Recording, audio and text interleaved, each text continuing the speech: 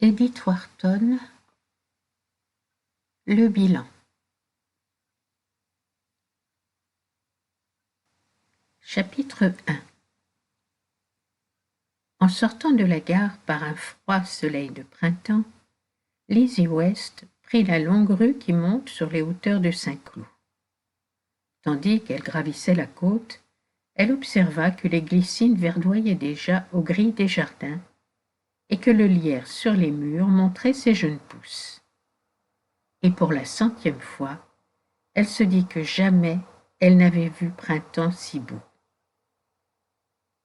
Elle se rendait chez les Deering, tout en haut de la colline, et chaque pas du trajet lui était cher et familier. Elle suivait ce chemin 5 fois par semaine pour aller donner sa leçon à la petite Juliette, fille de l'artiste américain Vincent Deering. Juliette était depuis 2 ans déjà l'élève de Lizzie, et depuis 2 ans, la jeune fille avait, un jour après l'autre et par tous les temps, monté la côte, tantôt abritée d'un parapluie sous l'averse, tantôt opposant sa pauvre ombrelle de percale aux ardeurs de la canicule, tantôt par une neige épaisse qui trempait ses bottines rapiécées, ou une bise aiguë qui perçait sa mince jaquette, tantôt parmi des tourbillons de poussière funestes aux fleurs du pauvre petit chapeau qui devait faire tout l'été. Au début, cette ascension lui avait semblé ennuyeuse, à l'égal de ses autres corvées professionnelles. Lizzie n'avait pas le feu sacré. Elle s'occupait avec exactitude et en toute conscience de ses élèves, mais elle ne volait pas ses leçons. Un jour, cependant, quelque chose s'était passé qui avait changé la face de sa vie, et depuis lors, grimper chez les Deering était devenu pour elle comme de voler en rêve sur les routes du ciel. Son cœur battait plus vite à ce souvenir.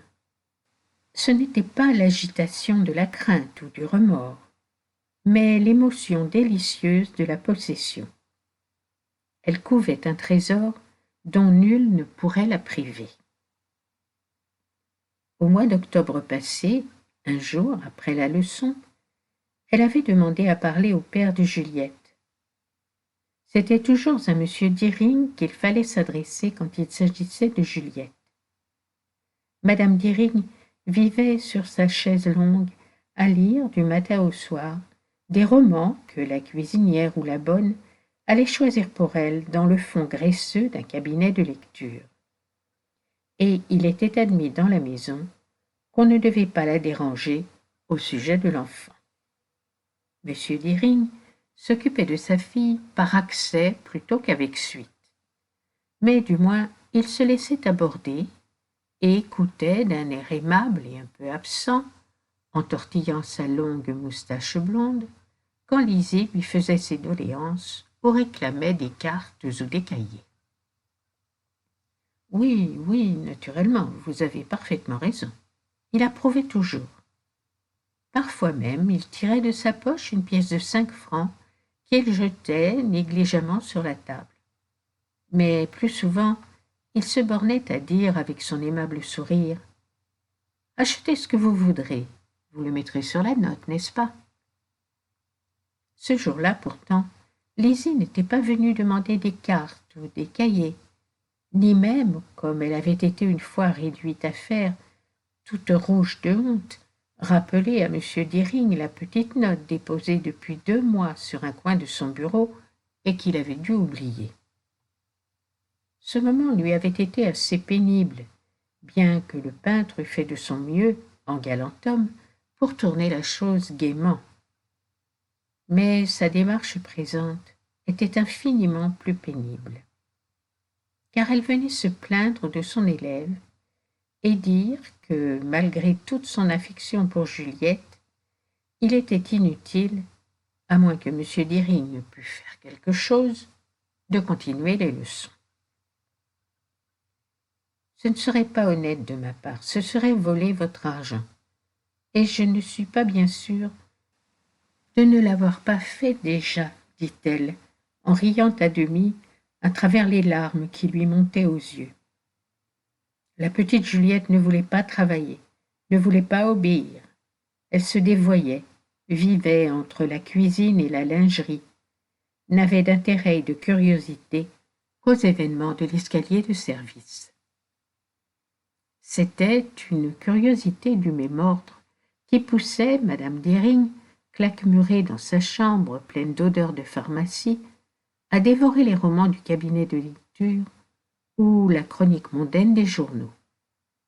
Mais comme l'horizon de Juliette n'était pas assez large pour embrasser des objets aussi élevés, son intérêt se concentrait sur les anecdotes que Céleste et Suzanne rapportaient du marché et de la librairie.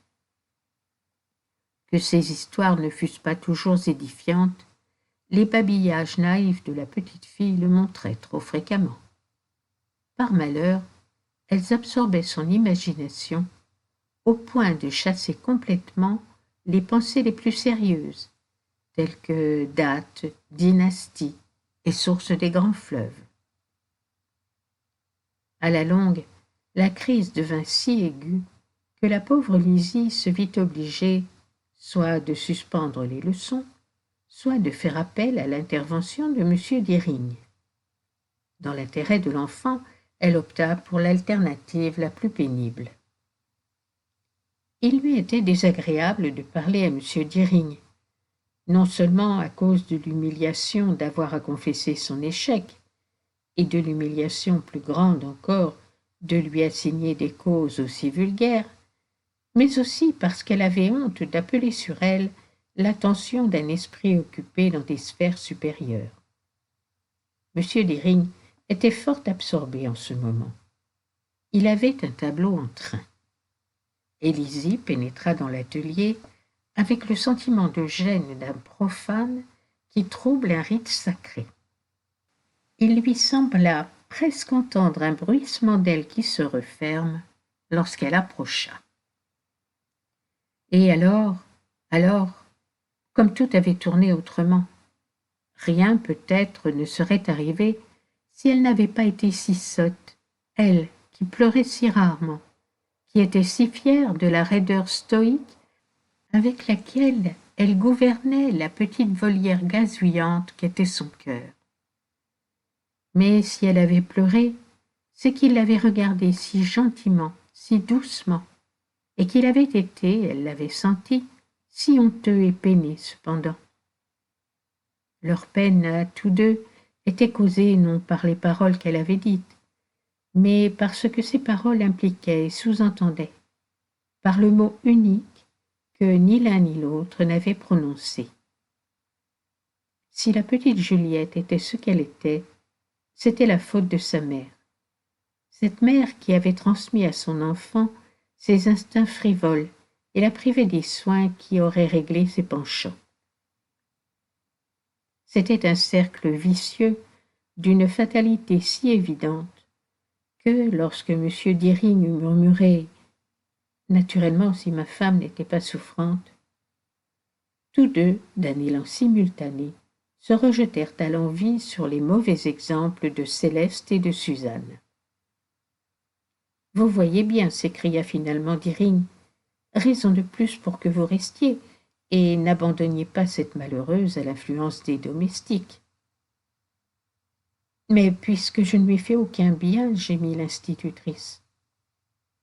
Deering lui prit la main. « Mais si, dit-il avec douceur. » C'est alors que, tout d'un coup, ne sachant pas quoi répondre, Lizzie éclata en sanglots. « À moi, au moins, vous me faites du bien. Vous rendez cette maison moins triste, reprit-il.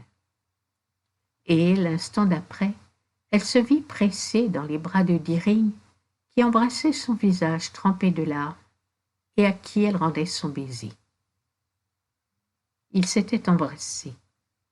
Voilà le fait nouveau.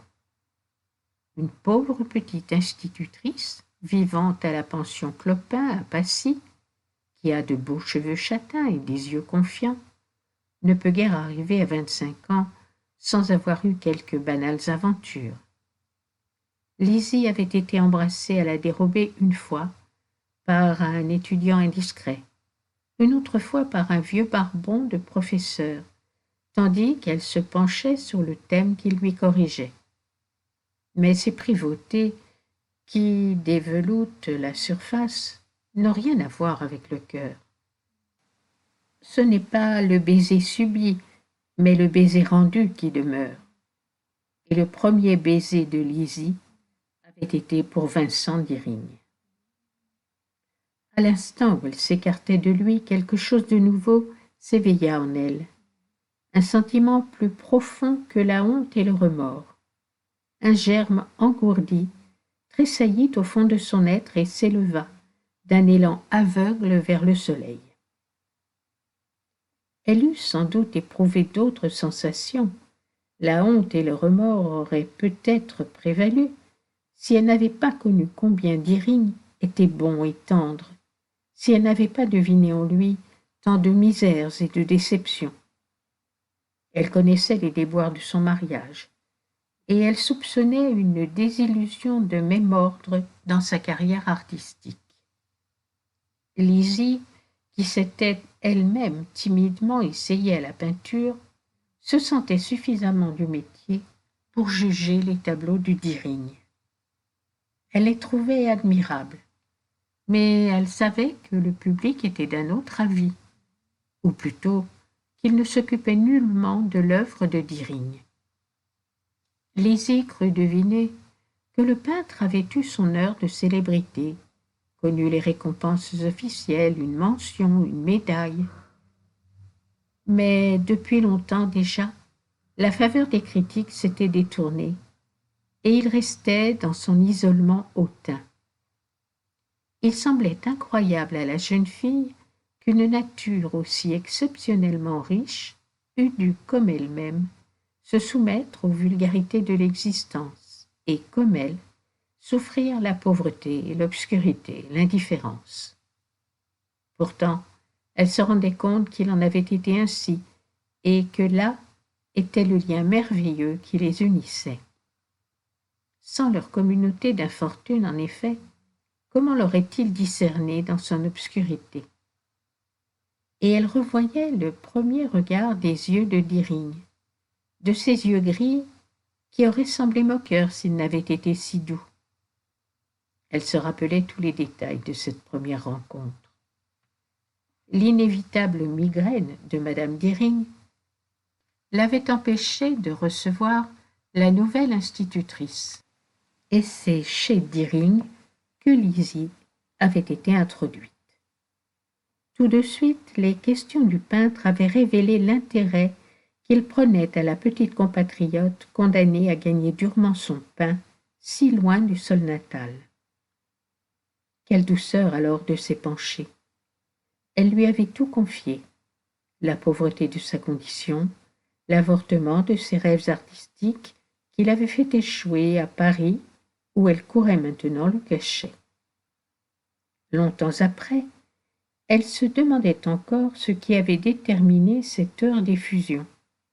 Elle s'étonnait d'avoir, elle si timide et si fière, étalé ainsi son âme.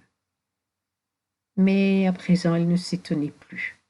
Elle comprenait tout depuis que Deering l'avait embrassée. Ne savait-elle pas, maintenant, que chez lui, la bonté égalait le génie? Telles étaient ses pensées, tandis qu'elle montait la côte sous le frais soleil printanier. Elle songeait aussi à tout ce qui s'était passé dans les mois qui avaient suivi. Cet intervalle lui apparaissait comme une brume dorée, d'où émergeaient çà et là les contours d'un brillant îlot. La brume, c'était la sensation omniprésente de l'amour du maître. Les îlots brillants, c'étaient les journées qu'ils avaient passées ensemble. Ils n'avaient plus jamais échangé de baisers dans la maison du peintre. Lizzie était ombrageuse sur le point de l'honneur professionnel. Mais elle n'eut jamais besoin de repousser Deering au nom de la délicatesse. Heureusement, celui-ci comprenait toujours. Là où le manque de compréhension eût risqué d'affaiblir son pouvoir sur la jeune fille. Les jeudis et les dimanches, cependant, elle se trouvait libre et elle prit vite l'habitude de lui consacrer chaque semaine ces 2 journées.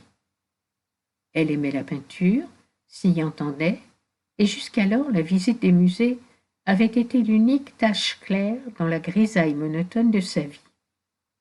Elle aimait aussi les poètes, les œuvres d'imagination, d'un goût qui avait eu de trop rares occasions de s'exprimer. Et voici que toutes ces inspirations comprimées et refoulées s'élançaient au jour comme des bourgeons qui éclatent.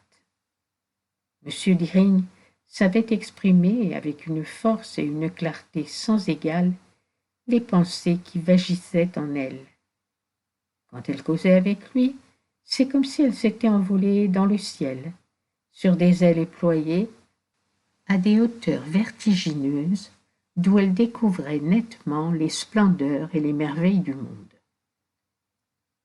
Elle était un peu mortifiée parfois de constater le petit nombre d'impressions définies qu'elle rapportait de ces sublimes excursions. Mais il n'y avait pas à en douter, c'était parce que auprès de lui son cœur battait trop vite, et que le sourire de Dering faisait à ses paroles comme un long sillage de lumière. Plus tard, lorsqu'elle était calmée, des lambeaux de leur conversation surgissaient dans sa mémoire avec une précision miraculeuse, chaque syllabe comme ciselée, semblable aux ivoires ou aux cristaux dont il lui faisait admirer dans les musées le fini délicat. Mais jamais Lizzie ne put comprendre pourquoi le souvenir de certaines heures était si brouillé et de certaines autres si lucide. Ce jour-là, toutes les images du passé renaissaient avec une vivacité singulière, car il y avait 15 jours qu'elle n'avait vu son amie. Vers le milieu de l'hiver, madame Dering s'était rendue à Saint-Raphaël, chez une parente, où, un mois plus tard, son mari et sa petite-fille l'avaient rejointe. Avant le départ de Dering, Lizzie lui avait dit adieu par une après-midi pluvieuse. Ils s'étaient retrouvés dans les couloirs humides de l'aquarium du Trocadéro. Elle ne pouvait songer à le recevoir chez elle, cela eût été contraire au règlement de la pension. L'austérité calviniste de madame Clopin n'admettait pas que le père d'une élève vînt voir une institutrice. Surtout lorsque ce père, comme disait madame Clopin, était encore si bien. Dering avait, il est vrai, suggéré une autre solution. Mais au premier mot, Lizzie avait bondi dans un sauvage émoi. Non, non, non. Dering, habitué à ces raffinements de scrupules compliqués, la regarda un instant, comme il faisait en pareil cas, d'un air moitié tendre, moitié moqueur, et n'en parla plus. Pour elle, elle vit dans cette acceptation soudaine un hommage délicat rendu à la noblesse qu'il devinait et respectait en elle. Ils continuèrent donc à se rencontrer dans les musées. Quand il faisait beau, ils allaient aussi dans la banlieue, et là, parfois, dans la solitude d'un bosquet ou d'un jardin désert, leurs baisers se renouvelaient, furtifs et rapides, ou prolongés par une étreinte silencieuse de leurs mains enlacées. Mais le jour du départ de Dering, la pluie les avait obligés de rester à couvert, et comme ils erraient dans les galeries de l'aquarium, regardant sans les voir les gros poissons qui aplatissaient leurs têtes grotesques contre les parois de verre, Lizzie se sentit comme un noyé au fond de la mer. Tous ces beaux souvenirs tourbillonnaient au-dessus d'elle, comme les flots ensoleillés de la surface. « Tu ne le reverras plus jamais, disait le bruissement des vagues à travers les dernières paroles de Dering.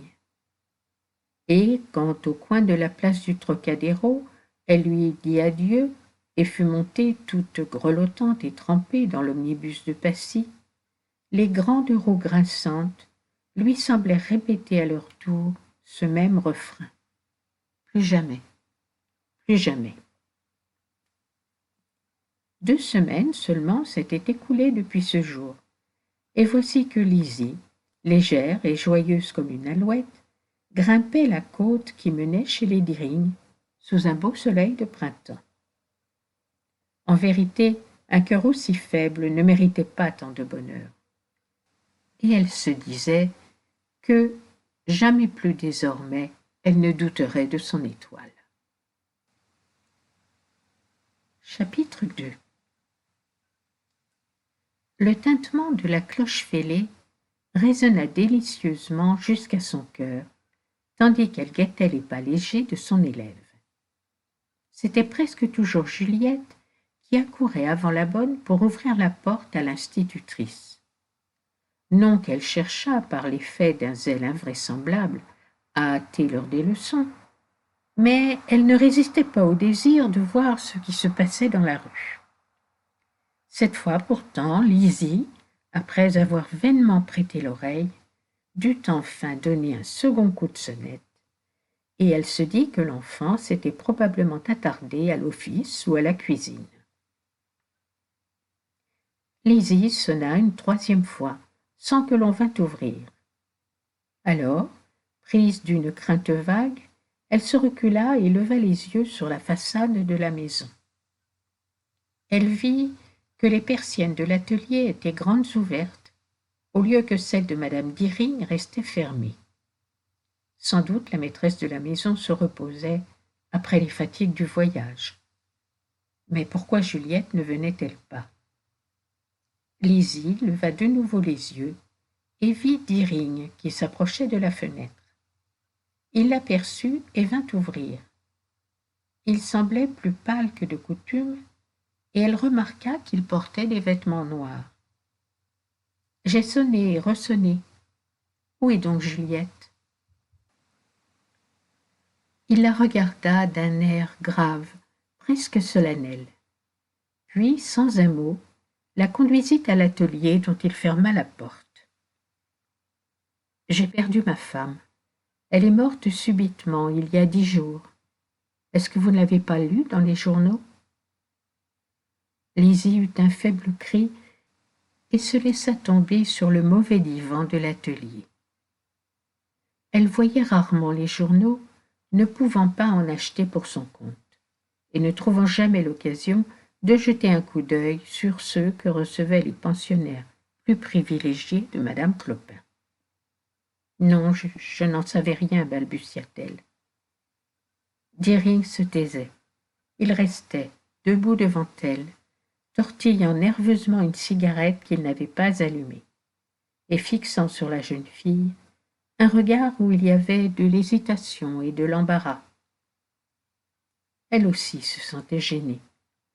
Après ce qui s'était passé entre eux, elle se voyait incapable de trouver des paroles qui ne sonnassent pas faux ou ne parussent pas un manque de cœur. Enfin, elle soupira en se levant. « Pauvre petite Juliette, est-ce que je ne puis pas aller la voir ?»« Juliette n'est pas ici. Je l'ai laissée à Saint-Raphaël avec les parents chez qui était ma femme. »« Oh » murmura Lizzie, avec le sentiment vague que l'absence de l'enfant rendait la situation plus difficile encore. Comme leur rencontre ressemblait peu à ce qu'elle avait imaginé. « Je suis désolée pour elle, bégaya-t-elle. Deering, sans répondre, marcha lentement jusqu'au bout de l'atelier et s'arrêta devant une toile posée sur le chevalet. C'était le paysage qu'il avait commencé l'automne précédent pour le salon de mai. Mais il était resté inachevé, et Lizzie se demandait s'il y avait seulement touché depuis le jour d'octobre où, debout près du chevalet, elle avait confessé son incapacité à discipliner Juliette. Deering eut peut-être la même pensée, car il eut un petit rire sec et se détourna du tableau en haussant l'épaule. Le silence se prolongeait. Lizzie finit par se dire que, puisque son élève était absente, elle n'avait aucune raison de rester davantage. Deering s'approchait d'elle. Elle se leva et dit avec effort: « Alors je m'en vais. Vous me préviendrez quand elle reviendra. » Deering hésita encore, tordant toujours sa cigarette entre les doigts. « Elle ne revient pas, du moins pour le moment. » À ces mots, Lizzie crut défaillir. Tout allait donc être changé dans leur vie. Mais oui, sans doute. Comment avait-elle pu rêver qu'il en serait autrement? Elle balbutia. « Elle ne revient pas? Elle ne sera pas ici cet été? » « Il est probable que non, puisque nos amis veulent bien la garder. Le fait est que je suis obligée d'aller en Amérique. Ma femme a laissé une petite propriété, quelques sous. Il faut que j'aille voir cela, pour l'enfant. » Lizzie restait debout devant lui, le cœur glacé. « Je comprends, répétait-elle, tout en sentant qu'elle comprenait de moins en moins. « C'est bien ennuyeux d'avoir à décamper, reprit Deering, en jetant un regard maussade sur son atelier. Elle leva lentement les yeux sur lui. « Serez-vous longtemps parti ? Demanda-t-elle timidement. « Je ne peux guère savoir, c'est terriblement compliqué. » Il la regarda longuement, d'un air étrange. « J'ai horreur de ce voyage, dit-il brusquement, comme se parlant à lui-même. Lizzie sentit que des larmes lui montaient aux yeux. Son cœur éprouvait l'émoi particulier que lui causait toujours la voix de Deering. Elle mit la main devant ses yeux, d'un geste mécanique, et au même instant Deering lui tendit les bras. Elle s'y jeta d'un élan subit, sentant qu'enfin la maison était à lui, qu'elle-même serait à lui s'il le voulait, et que jamais plus la présence obsédante de l'autre femme ne troublerait son bonheur. Il releva sa voilette et couvrit son visage de baisers. « Voyons, petite bête, il ne faut pas pleurer, dit-il. » Chapitre 3. Il sembla tout naturel à Lizzie que Deering, avant son départ, voulut la voir dans un lieu moins public que ceux qu'il fréquentait d'habitude. Elle trouva même, dans le fait qu'il en exprimait le désir, la preuve de sa tendresse profonde et respectueuse. Il était évident qu'un homme du caractère de Deering ne pouvait songer, dans les premiers jours de son veuvage, à s'engager dans une aventure légère. Si donc, à un pareil moment, il fallait à leurs propos une atmosphère de recueillement et de calme, cela devait tenir à des raisons qu'elle n'osait se formuler, mais qui l'agitaient d'un saint frémissement.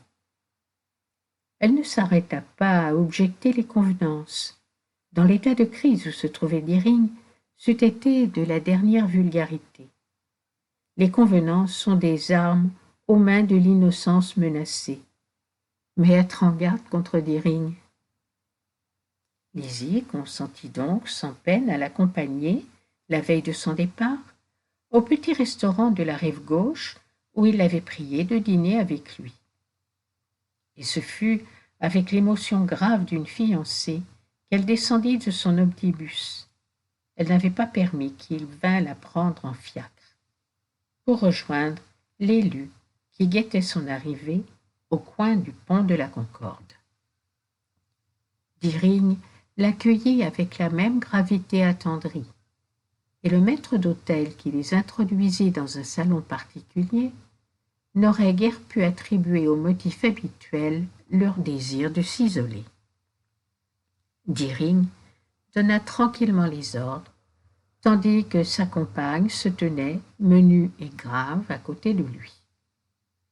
Certes, elle ne voulait pas que son angoisse intime vînt ternir le bonheur de leur dernière réunion.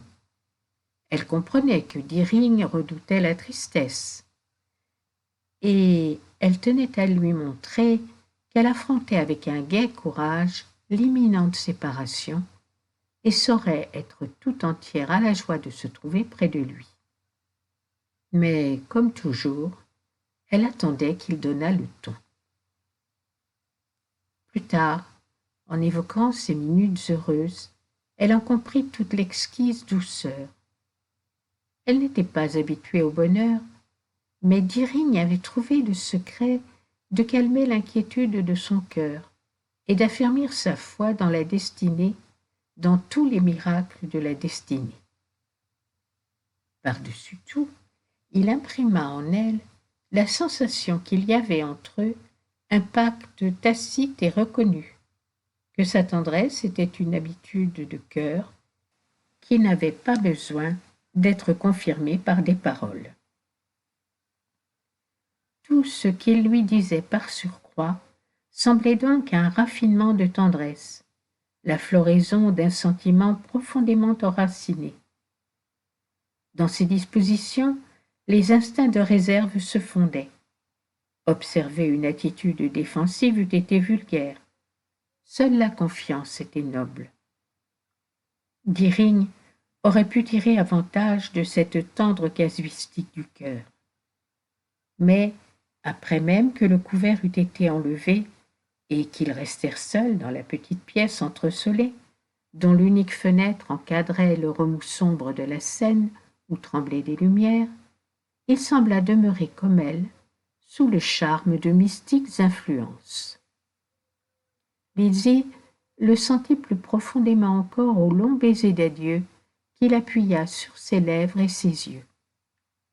C'était sa fiancée, sa femme qu'il embrassait ainsi, et s'il s'était avisé à cette minute de lui demander sa main, il l'eût presque offensé. Le pacte était suffisamment scellé par leur dernier regard. Elle porta si loin cette pudeur du cœur qu'elle hésita même un instant quand Deering lui demanda de lui écrire. Certes, elle écrirait, mais surtout pour répondre aux lettres qu'elle recevrait de lui. Elle appréhendait si fort de l'accaparer, de chercher à prendre barre sur lui. Il serait occupé, absorbé là-bas. Elle avait peur d'écrire à contretemps, de se montrer indiscrète. Indiscrète, il eut un sourire. Comment pourriez-vous être indiscrète, ma chérie, à l'égard d'un cœur sur lequel vous régnez seule? Il l'attira doucement à lui, et, la regardant dans ses yeux brouillés de larmes heureuses, il ajouta, avec la tendre ironie qui lui était particulière, « Ma pauvre petite Lizzie, comme vous savez mal aimer. »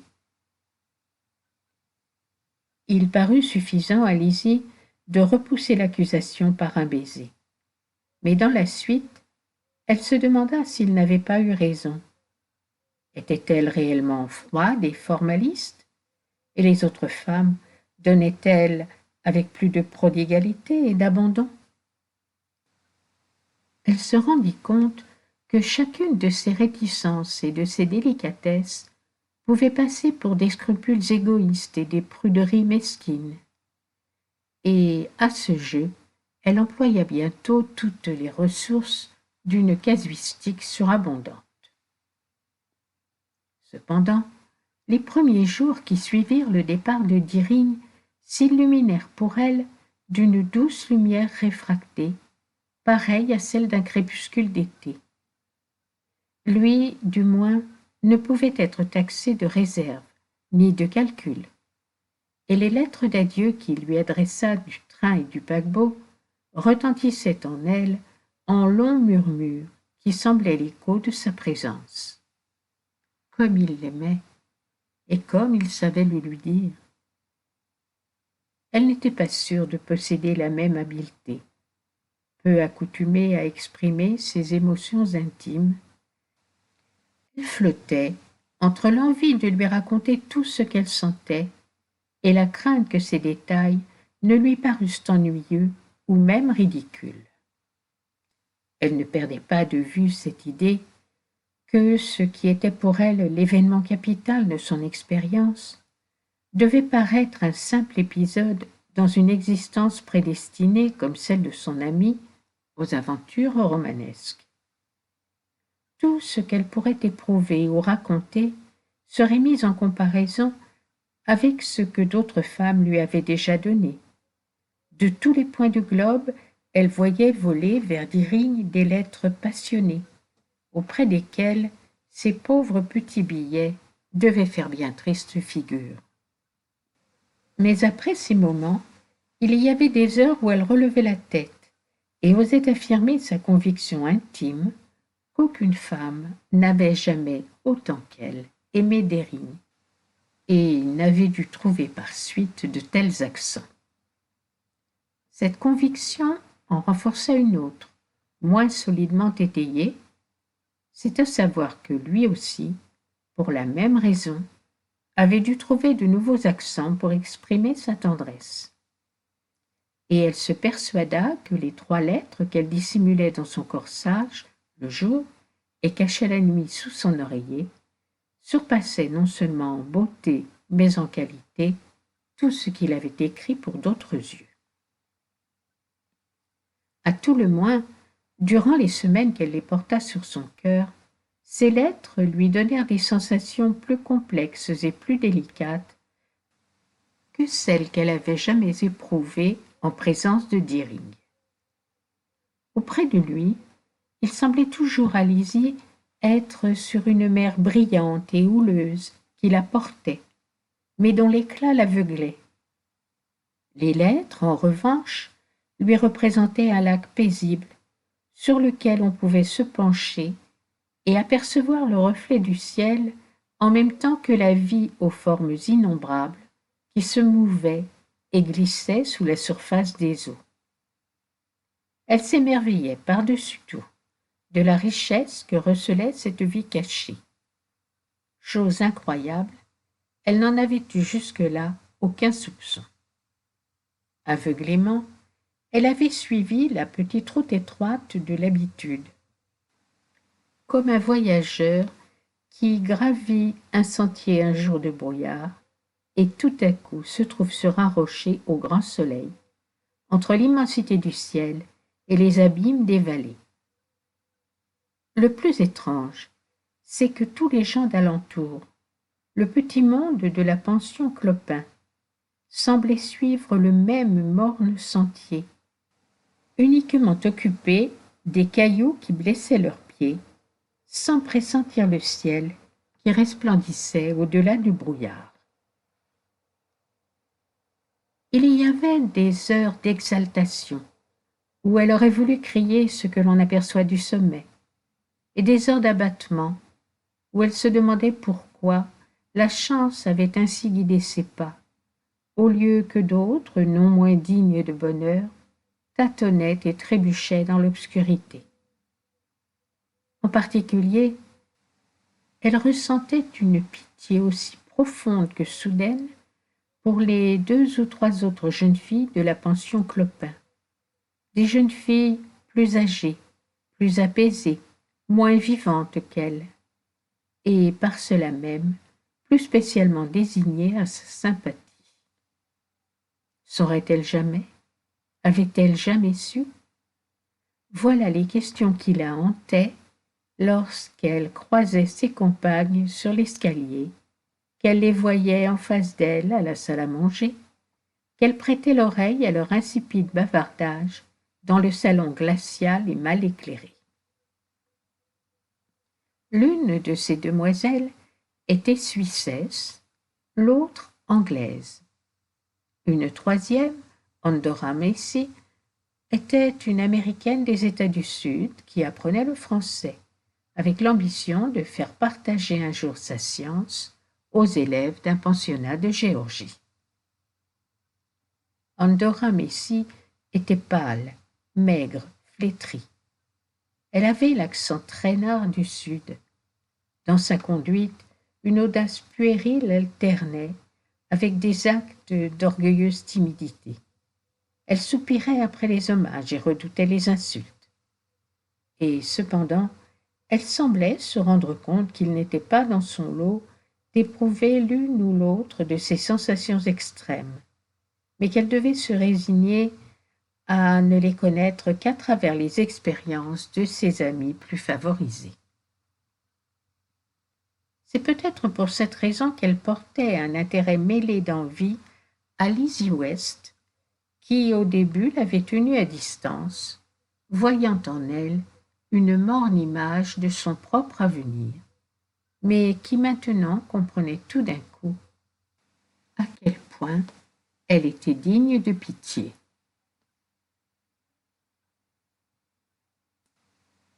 Chapitre 4.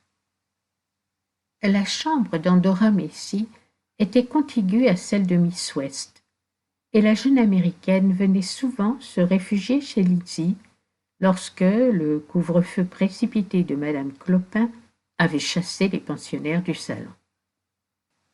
Certains soirs qu'elle frappait ainsi à la porte de Lizzie, cette dernière, lasse d'une longue journée de leçons, commençait déjà à se dévêtir. Mais elle était dans une trop grande veine d'indulgence pour ne pas crier « Entrez !» À l'instant où Miss Messi franchissait le seuil, Lizzie sentit que la première lettre de Vincent Deering, la lettre écrite dans le train, avait glissé de son corsage. Miss Messi, voyant un papier à terre, se précipita pour le ramasser. Lizzie se baissa également dans un mouvement de jalousie instinctive, mais non pas assez vite pour devancer Andorra. Lizzie comprit alors que son amie avait vu glisser la lettre et brodait déjà là-dessus tout un roman. Elle rougit d'agacement. C'est trop bête de ne pas avoir de poche. Si l'on reçoit une lettre en sortant le matin, il faut la porter dans son corsage toute la journée. Miss Messi leva vers elle un regard attendri. « Votre cœur l'a réchauffé, murmura-t-elle en lui tendant à regret le billet. Lizzie sourit, car elle savait que c'était la lettre qui avait réchauffé son cœur. Pauvre Andorra Messi, elle ne pourrait jamais savoir. Jamais son sein glacé ne s'enflammerait à un tel contact. Lizzie la regarda avec une douce commisération, en déplorant l'injustice du sort. Le lendemain soir, en rentrant, elle trouva Andorra dans le vestibule. « J'ai pensé que vous me sauriez gré de vous remettre ceci en main propre, » murmura la confidente d'un air entendu, en remettant une enveloppe à Lizzie. « Je n'ai pas voulu la laisser traîner sur la table avec les autres. » C'était la lettre que Deering avait écrite sur le paquebot. Lizzie rougit jusqu'aux yeux, mais n'en voulut point à Andorra de sa pénétration.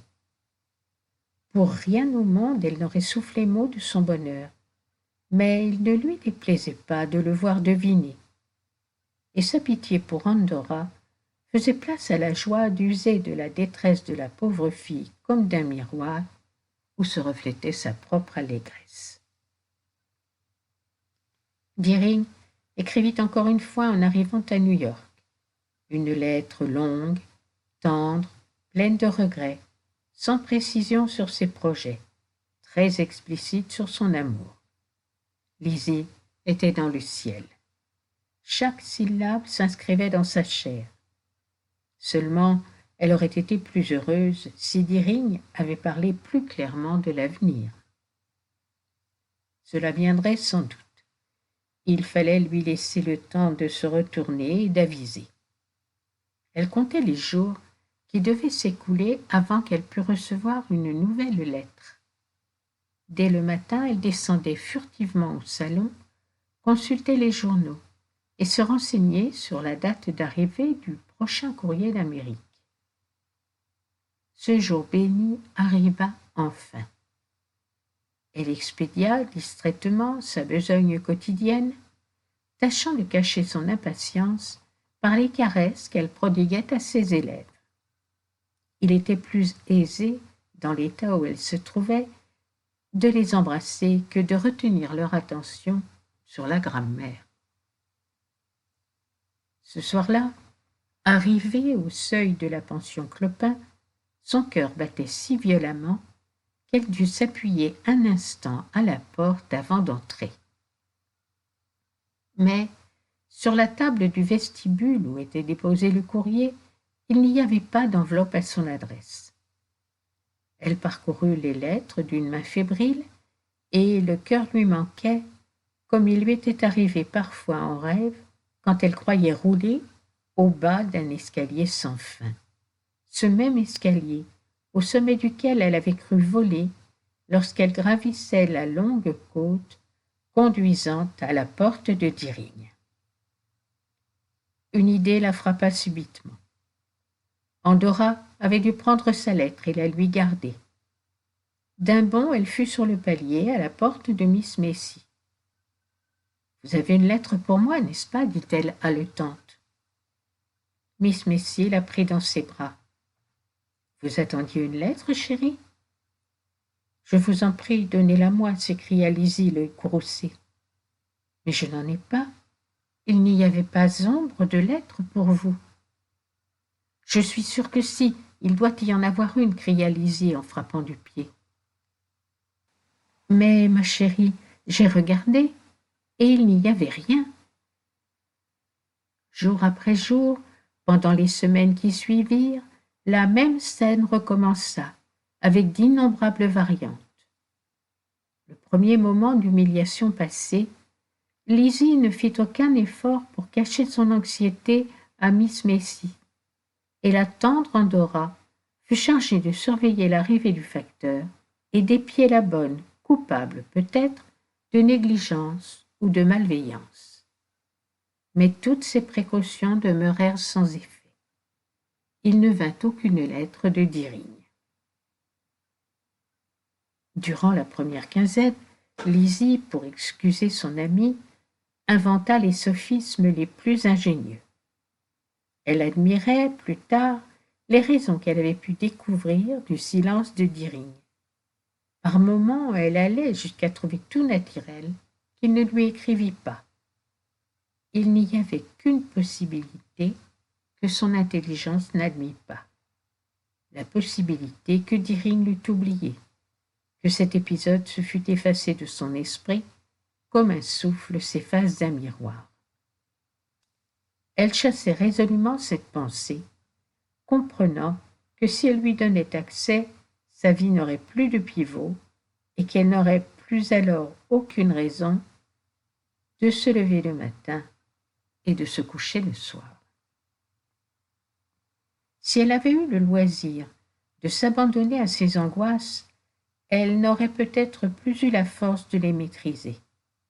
Mais elle devait se raidir et travailler. Il fallait payer la blanchisseuse, puis la note de madame Clopin, et tous les menus frais avec lesquels, malgré ses habitudes modestes, elle avait à compter. La terreur de la maladie et de ses conséquences l'excitait à travailler pendant qu'elle en avait la force. Elle se rappelait à peine le temps où elle avait vécu libre de ses appréhensions. Elle faisait à présent partie de sa nature et la maintenait debout quand les autres stimulants lui manquaient. Dans la médiocrité monotone de son existence, la mort n'était pas ce qui la tourmentait. Elle redoutait bien plus la maladie, la possibilité d'être à la charge des autres. Pendant les premières semaines, elle écrivit lettre sur lettre à Deering, le suppliant de lui envoyer un mot, un signe de vie, quel qu'il fût. Elle, qui, dès le premier jour, avait évité avec tant de soin tout ce qui aurait pu lui donner l'apparence de réclamer un droit sur son ami, elle s'accusait maintenant d'avoir été trop exigeante, d'avoir essayé d'exercer une sorte de mainmise sur l'avenir de Deering. Sans doute avait-elle froissé, par quelque manque de délicatesse, la sensibilité rétractile du peintre. Elle comprenait, maintenant, qu'elle aurait dû s'en tenir à son rôle, rester la petite amie, l'âme simple où le génie tourmenté aime à trouver un refuge.